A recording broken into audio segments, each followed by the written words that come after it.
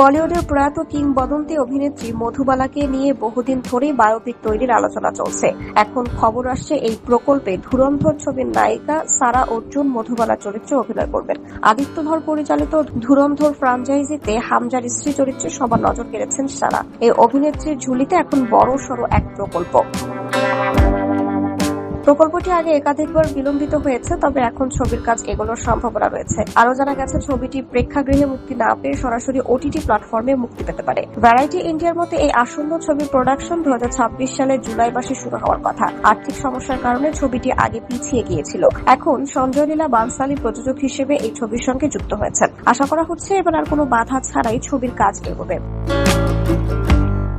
Media report অনুযায়ী এই ছবির জন্য সারা অর্জুন নিজের লুকের পরিবর্তন এনেছেন। মধুবালা চরিত্রে অভিনয়ের প্রস্তুতিও শুরু করে দিয়েছেন তিনি। অন্যদিকে অভিনেতা দিলীপ কুমার ও সঙ্গীত শিল্পী কিশোর কুমারের মতো গুরুত্বপূর্ণ চরিত্রগুলোর জন্য এখনো কাস্টিং চলছে।